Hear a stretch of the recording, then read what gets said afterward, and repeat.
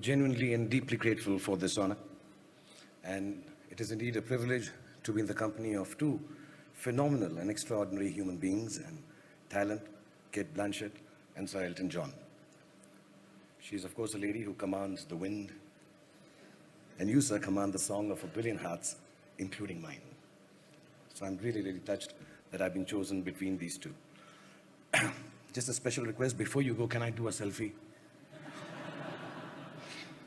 Now, there I've embarrassed my children. Actors are renowned narcissists. No matter how much we pretend not to believe in external beauty, we tend to be obsessed by it one way or another. And perhaps being surrounded by this obsession of beauty, a few years ago I came across a lady who had been brutalized by an acid attack. And it kind of changed my life, or the perspective of it at least. To disfigure a woman by throwing acid on her face is, to me, one of the basest, crudest acts of subjugation imaginable. At the source of it lies the view that a woman does not have the right to assert her choice, to say no to the advances of a man or a group of people. And yet each of the women I met, I'd found within them the courage to move on with their lives and to reject the idea of victimhood.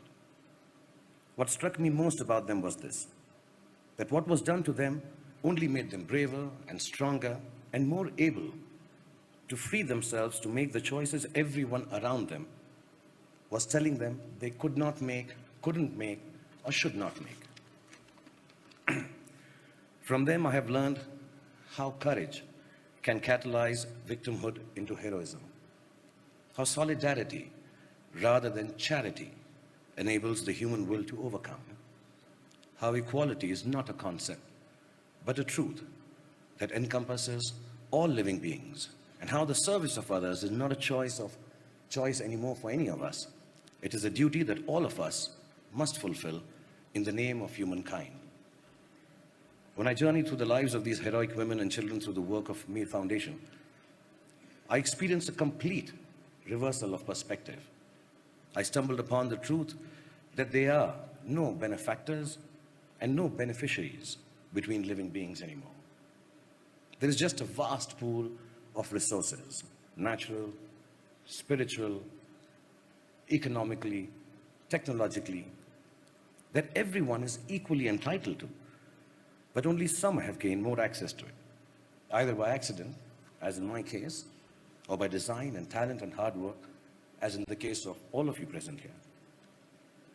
Standing here before all of you who constitute perhaps the most powerful group of human beings in the world, dare I say that power is one of these perspectives we like to maintain a certain way. But power actually needs a complete reversal more than any other thing in the world today.